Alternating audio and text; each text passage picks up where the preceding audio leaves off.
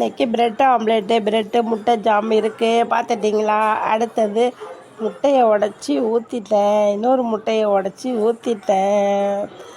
உடைய மாட்டேங்குது முட்டை. அதை கொஞ்சோண்டு சால்ட்டு போட்டு நல்லா கலக்கிட்டேன்.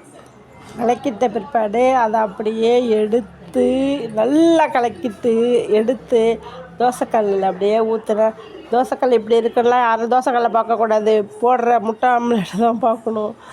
அதை நல்லா இது பண்ணி வச்சுட்டு நல்லா முட்டையை பெருசாக்கி பெரிய தோசை மாரி ஆக்கி வச்சுட்டு அதுக்கப்புறம் 2 ப்ரெட்டு எடுத்து பக்கத்தில் வச்சுருங்க. தட்டி போட்டு திருப்பி போடுங்க. திருப்பி போட்ட பிற்பாடு அப்படியே வச்சு அதையும் திருப்பி போட்டுட்டு அப்படியே ஒன்றுக்கு மேலே ஒன்று இது பண்ணி வச்சுருங்க. இந்த ப்ரெட் ஆம்லேட்டு பசங்களுக்கு தான் நான் போட்டிருக்கேன். அதனால் பெரியவங்க சாப்பிடணுன்னா கொஞ்சம் மிளகாத்தூள் ஆட் பண்ணிக்கோங்க. நல்லாயிருக்கு. இதெல்லாம் நீங்கள் போட்டு சாப்பிட்ருப்பீங்க. நான் போடுறதையும் பார்த்துட்டு இதுமாரி போட்டு நீங்கள் சாப்பிடுங்க.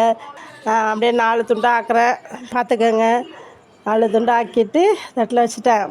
இப்போ மேலே ஜாம் ஊற்றுறேன் பாருங்கள். ஜாம் ஊற்றுற பிறகு சாஸ் ஊற்றுறேன். தப்பாக சொல்கிறேன், புரிஞ்சுக்கோங்க. ப்ரெட் ஆம்லேட் ரெடி ஆகிடுச்சு. எல்லோரும் எடுத்து சாப்பிடுங்க.